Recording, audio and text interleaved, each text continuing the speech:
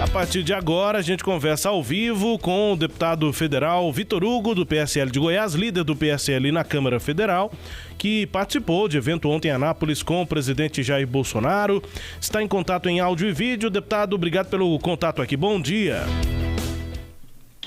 Bom dia, Rubens. Bom dia, Sileide. Bom dia a todos que estão nos assistindo aqui na Sagres. Um prazer estar aqui com vocês. Deputado, eu vou direto ao assunto. Muito se fala, depois do evento de ontem, de um protagonismo, inclusive, que o senhor teve junto com o presidente Jair Bolsonaro ontem em Anápolis, que pode estar havendo aí um processo de construção de uma candidatura efetivamente bolsonarista ao governo de Goiás em 2022.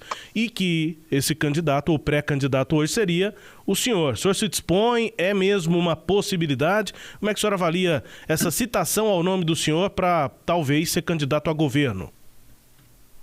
Rubens, eu fico lisonjeado e feliz de ser citado para uma posição tão importante quanto essa, e acho que todo político, lógico, quer crescer, quer aumentar a sua capacidade de resolver problemas em prol da sociedade que serve. É lógico também que eu sei que eu sou um deputado de primeiro mandato, não fui vereador, prefeito, nem deputado estadual. Acho que tem um caminho longo ainda para aprender, para percorrer, para poder almejar uma posição tão única, um cargo majoritário que necessita tanta articulação. Mas realmente ontem foi um evento muito marcante, muito, vamos dizer assim, expressivo, no que diz respeito a contato com públicos-alvos aqui em Goiás, que são estratos de apoiamento ao presidente em todo o país. Estamos falando dos evangélicos de um lado, do agronegócio e dos empresários, grandes empresários de outro, e também da segurança pública. Então, nos eventos todos que fizemos, esses três pilares foram contemplados, e também uma base de apoio real aqui para o presidente, mais de 60 vereadores, muitos deles campeões de votos nas suas cidades, dezenas de cidades, e tinha mais de 20 prefeitos, secretários. Então foi um evento muito bacana, e eu fico só feliz, mas eu acho que não há ainda, nesse momento, qualquer definição. A gente nem tem um partido ainda, em que o presidente tenha definido, e, em consequência, eu também não tenho um partido ainda claramente definido para onde ir o ano que vem. Então é muito cedo para qualquer definição nesse sentido.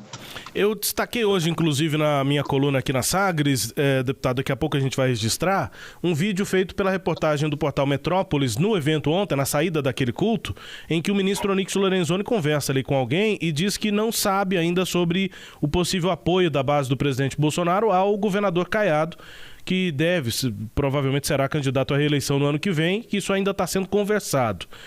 As coisas estão abertas assim, pensando na base do presidente Bolsonaro aqui para Goiás, porque há uma relação aí histórica até entre o presidente Bolsonaro e o então deputado federal, depois senador, enfim, muito próximos os dois, Bolsonaro e Caiado. O senhor acha que essa relação já não coloca uma definição assim para o ano que vem, ou as coisas estão mesmo abertas? Pode ser que a base bolsonarista tenha um outro candidato que não Caiado ao governo aqui de Goiás, deputado? Bom, eu tenho andado muito aí pelo interior do estado, toda segunda, pelo menos toda segunda e quinta e sexta, eu, às vezes sábado pela manhã, tenho ido às cidades do interior, e tenho, lógico, mantido contato com o presidente, com os ministros. E tenho sentido um afastamento, assim, entre os dois, entre o Bolsonaro e o Caiado, até físico, tem um tempo, eu acho que o Caiado não vai ao Palácio do Planalto. No ano passado foi algo que decepcionou uma parte considerável da base bolsonarista aqui em Goiás, aquelas falas do governador a respeito da não interferência ou da não influência das ordens, determinações do presidente nos limites goianos, e algumas outras frases que, em alguma medida, deixaram aquele público bolsonarista mais próximo realmente do presidente numa situação desconfortável em relação ao governador. Eu acho que depois houve uma reaproximação ao longo do tempo, ao longo do ano passado e ao curso desse ano, mas hoje me parece que o cenário está aberto, Essa frase, essa colocação aí do Onyx ontem também em alguma medida expressa isso. Mas, como eu disse, acho que é cedo para se falar. numa candidatura alternativa. Isso também vai ter uma relação muito grande com a postura, acho que, do próprio governador ou do DEM no nível nacional, né? Para onde o DEM vai, né? O DEM vai apoiar um candidato à presidência da República próprio, vai formar uma chapa com outro partido, PSDB, MDB. A gente não sabe, isso vai ter reflexo, lógico, aqui em Goiás. Cileide. Deputado, ontem isso ficou muito claro, porque também o prefeito Roberto Naves não apareceu e ele já declarou que apoia a reeleição de Ronaldo Caiado. Aparentemente, esses foram os primeiros sinais assim, mais contundentes de que, aspas, o cenário está aberto, como o senhor está dizendo aí, em relação à disputa pelo governo de Goiás.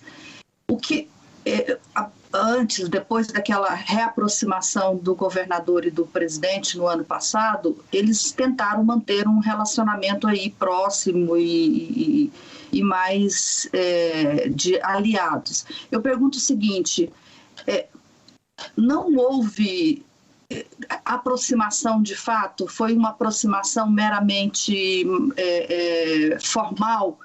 Quer dizer, a pergunta é, o presidente e a sua base não perdoaram o governador por aquelas declarações contra o presidente lá em março do ano passado? Cileide, eu não posso falar pelo presidente. Eu acho que isso é uma avaliação que o próprio presidente tem que fazer, se perguntar e se desejar fazer. Eu tenho procurado ser muito cauteloso, como fui, inclusive, à época das declarações do governador, porque sei que ambos defenderam, né, os mesmos ideais durante muito tempo na Câmara dos Deputados, foram colegas de tribuna, né, na defesa e na oposição aos governos petistas, e sei que existe uma aproximação até ideológica entre muitos assuntos que ambos defendem.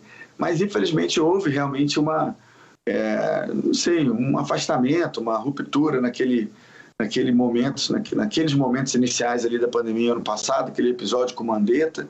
E eu sinto, como eu falei, andando aí pelo interior do estado e também aqui em Goiânia, sinto um certo ressentimento por parte do agronegócio, dos empresários e também daqueles que são mais identificados com o nosso presidente, né, a respeito das falas. Então, assim, é difícil concluir nesse momento. E eu não quero antecipar qualquer decisão sem ter um partido, né? Eu lamento que o Roberto Naves não tenha podido participar ontem.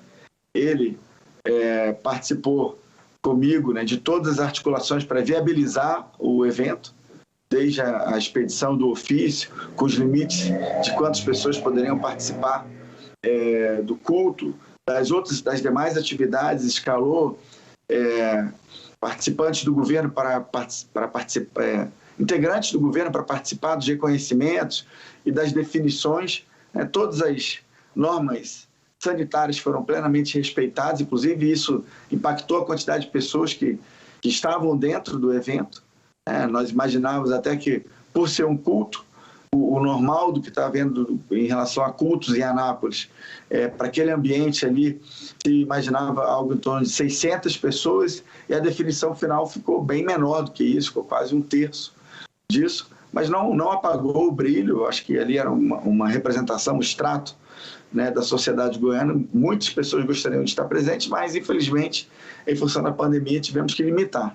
Aí o Roberto Naves participou de tudo isso, a todo momento, estava em contato comigo, e na reta final me escreveu dizendo que teve um problema particular e que não poderia participar, que depois conversaria comigo pessoalmente para explicar e tal. Então eu não sei se houve realmente uma relação com a questão política em relação ao apoio ao Caiado ou não.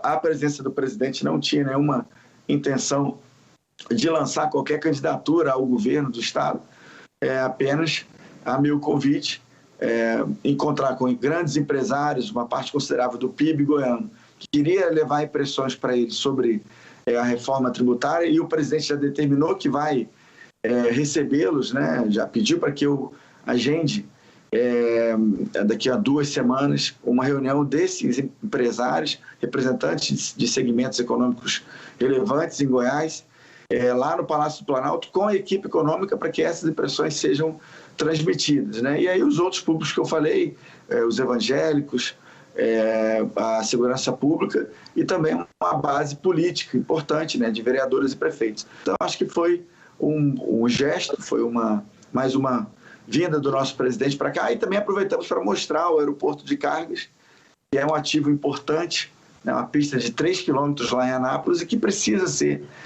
colocada para funcionar, para potencializar a capacidade logística que a cidade de Anápolis e o estado de Goiás têm. Deputado, quando o cenário está aberto, né, como o senhor disse, trabalha-se com várias alternativas, né? Uma delas é essa de o senhor representar esse setor e ser o candidato a governador. Há também outros nomes, né, outros políticos locais que são próximos aí, que são da base bolsonarista. Um deles é o ex-prefeito de Trindade, o Jânio Darro, que já manifestou interesse de ser o candidato por essa base. Há conversas com esses outros setores, quer dizer, o Jânio Darro, ele está falando isso da cabeça dele ou ele está conversando com a base com que o senhor representa aqui em Goiás? Na semana passada, a gente fez um evento aqui em Goiânia também, não sei se você tomou conhecimento, sobre a questão do meio ambiente, né? Sim. Foi a semana do Dia Internacional do Meio Ambiente e nós trouxemos aí o Ricardo Salles, a Carla Zambelli, que é a presidente da Comissão de Meio Ambiente da Câmara, trouxemos a Aline Sleutz, que é a presidente da Comissão do Agronegócio, trouxemos o Evair de Mello, do Espírito Santo, que foi o presidente da Comissão de Saneamento, e naquela oportunidade foi um evento muito bacana, né? A intenção era tratar do equilíbrio, o necessário e defendido por nós, equilíbrio entre a preservação do meio ambiente e o desenvolvimento econômico, em 3 vertentes importantes para Goiás: mineração, agronegócio e saneamento. Então foi muito legal, muito bacana. E na ocasião, o Jânio Darro, ele convidado e também se fez presente, e nós tivemos a oportunidade de trocar um dedo de prosa ali muito rápido, particularmente porque ele é do partido para onde eu acho que hoje está mais acentuada a possibilidade do presidente ir efetivamente, que é o Patriotas, né? E acho que também ficou uma avenida assim, aberta para conversas, para a gente definir lá na frente se isso efetivamente acontecesse. Se o presidente e todos nós, né, da base mais próxima do presidente, se nós migrarmos para o Patriotas, certamente a gente vai ter que conversar. Eu acho que em todos os estados do país seria muito bom que nós conseguíssemos, né, ter candidatos a governo, a Senado e, lógico, a deputado federal, porque são aqueles atores políticos que vão ter maior influência ou capacidade, não só no jogo eleitoral, mas depois para dar sustentação ao governo. De modo especial, os senadores e deputados, mas os governadores também têm um papel importante nessa articulação com o presidente, né? E, então, de novo, nós estamos abertos aí, já iniciamos vamos dizer, se fosse o presidente, ia falar que já iniciou uma paquera aí, né? Já iniciamos com o Jânio Darro, foi lógico, algo muito incipiente, inicial ali no evento, mas existe toda a possibilidade de a partir de buscar ser muito cauteloso também nessas aproximações, enquanto não for possível ou não houver a definição do presidente. Porque, lógico, imagina se eu falasse, por exemplo, que eu sou pré-candidato ao Senado, né, que também é uma eleição majoritária e complexa, difícil, ou ao governo, né, alguém certamente ia perguntar, beleza, mas você não tem nem partido ainda, qual partido para onde você vai? Qual partido para onde o presidente vai? Então, eu acho que isso tem que ser feito com calma. O deputado de primeiro mandato, acho que em grande medida é um reconhecimento do nosso esforço, do nosso trabalho, mas eu prefiro avançar em passos curtos e firmes do que ter que dar um passo maior do que as pernas e depois ter que retroceder. Mas, de qualquer forma, fico feliz, acho. É interessante que o meu nome esteja aparecendo nesse sentido. E com o prefeito de Aparecida de Goiânia, o Gustavo Mendanha, há algum tipo de aproximação e de conversa? Não digo de paquera, porque a paquera é depois, né? mas assim, já se começou o flerte, pelo menos? Olha só, eu tenho uma parte considerável dos goianos, né, se impressiona com a aceitação, né, e com como se deu a reeleição do Gustavo lá em Aparecida, né, com um índice de aprovação muito grande, uma formação de uma base eclética. Isso, de um lado, mostra a capacidade de articulação dele, de outro, mostra também que ele não tem uma posição ideológica definida, né, porque na sua base tinha partidos partidos de esquerda, claramente de esquerda, até partidos de centro e partidos de direita. Mas é o feito. Eu não tenho mantido diálogos com o Gustavo. A última vez que encontrei com ele foi quando levei 20 prefeitos goianos para encontrar com o presidente. E eu acho que, eu não lembro se isso foi no final do ano passado ou início desse ano, acho que foi início desse ano, em que fiz um almoço lá em Brasília com os 20 prefeitos e convidei os ministros de Estado e 6 ministros apareceram, né, o da Casa Civil, Secretaria de Governo, Educação, Turismo, CGU e Minas e Energia, e também o presidente do FNDE. E foi uma oportunidade muito bacana. Às vezes ali o prefeito de uma cidade muito pequena, tinha alguns prefeitos que nem conheciam Brasília direito, já participaram de um almoço com essa quantidade de ministros. É um almoço informal, mas os contatos foram feitos, troca de telefones, apresentação de demandas. E depois, na sequência, levei os prefeitos para uma agenda com o presidente, uma agenda exclusiva com esses 20 prefeitos, que antecedeu uma pauta mais global, mais genérica, com em torno de 500 prefeitos.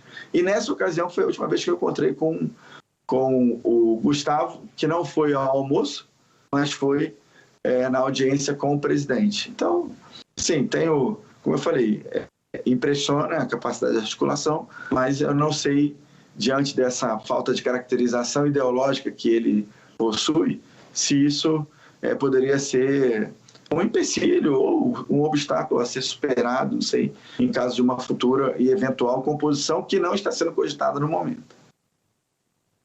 Deputado, o senhor disse que no evento de ontem em Anápolis foram convidados os segmentos aí dos representantes das principais bases aí do presidente, né? Os empresários, o agronegócio, os militares e os evangélicos. O evento foi bem político, o discurso do presidente foi eminentemente político. Esse evento já é a campanha eleitoral de 2022? Bom, isso não foi discutido com o presidente. Quando eu propus, na verdade, a gênese, né, a origem desse evento, se deu há 2 meses atrás, quando eu levei lideranças evangélicas de Anápolis para encontrar com o nosso presidente. Então, nós fizemos um evento, eu tenho mantido um contato muito grande com a cidade de Anápolis, né? Recebi o título lá de cidadão anapolino. A minha esposa é nascida em Anápolis e eu tive uma votação.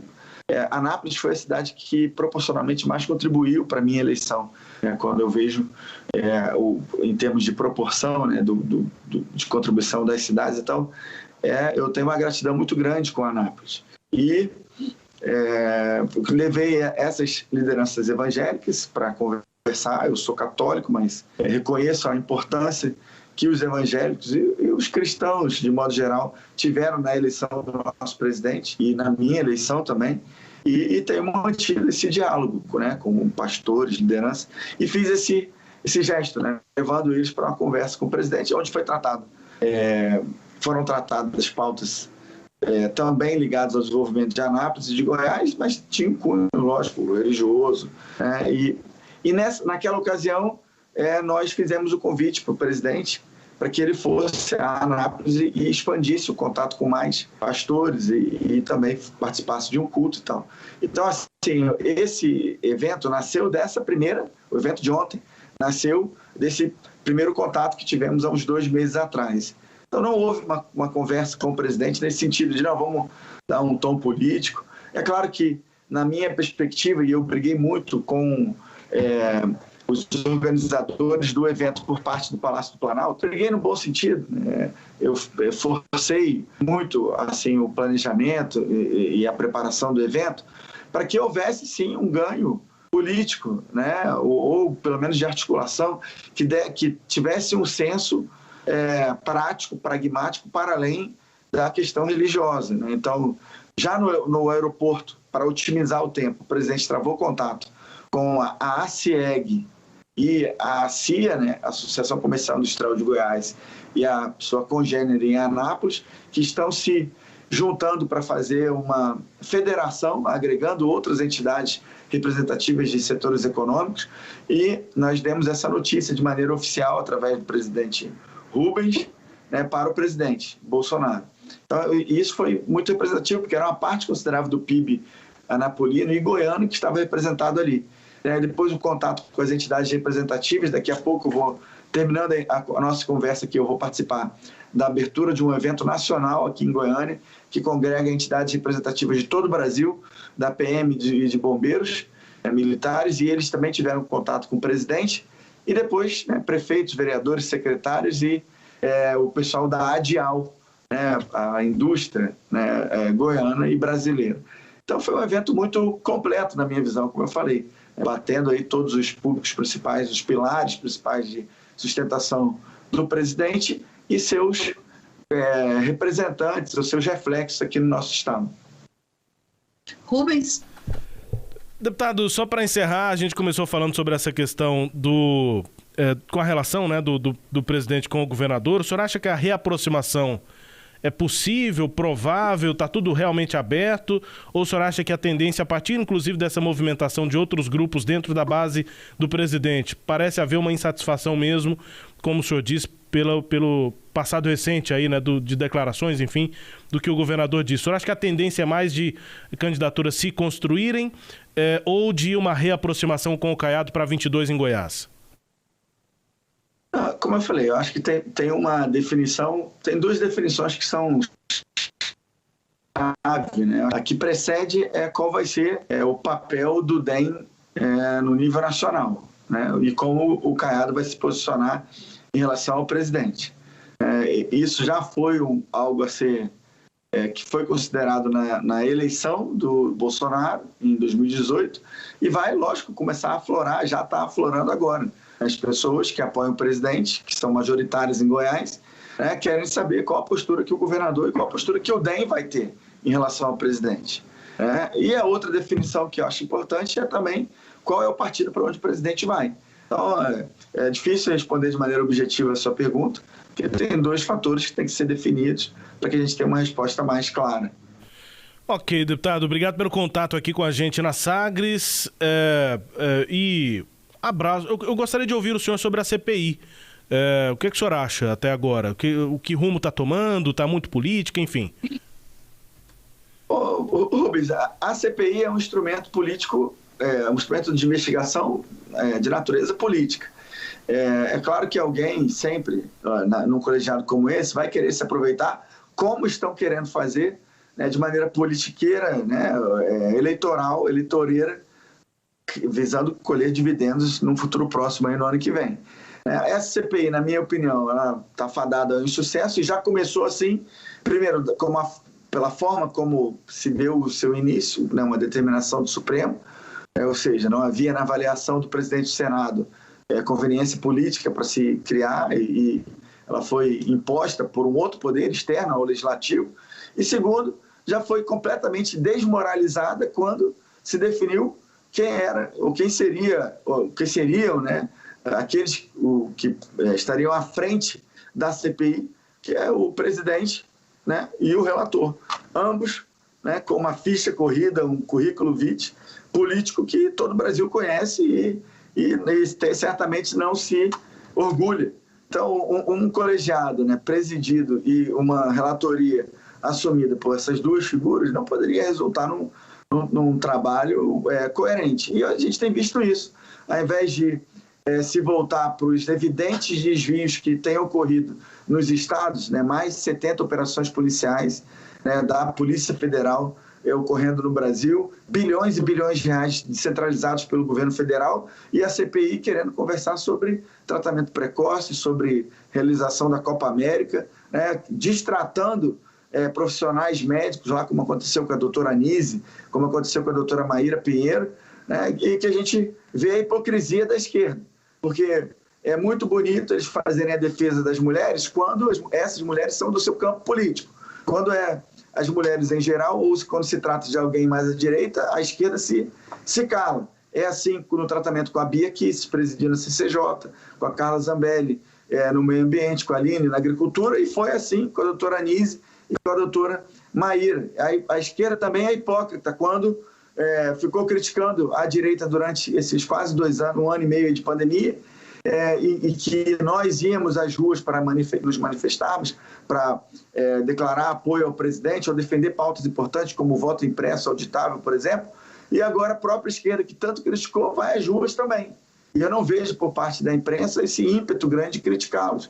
Eu até fiz um debate no final de semana com o líder da oposição, eu perguntei para ele, você, que eu vi tantas vezes indo à tribuna para criticar a direita por fazer manifestações, você foi também à manifestação? Ele falou que, para ser coerente com o discurso dele, ele não foi. Então, todos da esquerda que foram incoerentes e inconsequentes, né? De terem ido às ruas, tendo feito mais de 1 ano aí de críticas para as nossas atitudes. Então, a CPI, para mim, em resumo, vai dar uma grande pizza, não tem nenhuma substância jurídica ou política, né? Nenhum fato determinado que possa ser imputado ao presidente e aos seus ministros, que, na minha visão, fizeram tudo para salvar vidas e preservar os empregos dos brasileiros. Deputado Federal Vitor Hugo, conversando conosco aqui na Sagres. Deputado, obrigado pela disponibilidade aqui de abordar vários assuntos. Um abraço ao senhor, boa sequência aí no trabalho. Bom dia. Bom, obrigado, Rubens Sileide. Um grande abraço e um bom dia a todos aí que estão nos assistindo da Sagres. Valeu. Obrigado pela entrevista. Destaque a íntegra aqui dessa conversa com o deputado federal, líder do PSL na Câmara, Vitor Hugo. Você confere acessando o nosso portal, o sagresonline.com.br.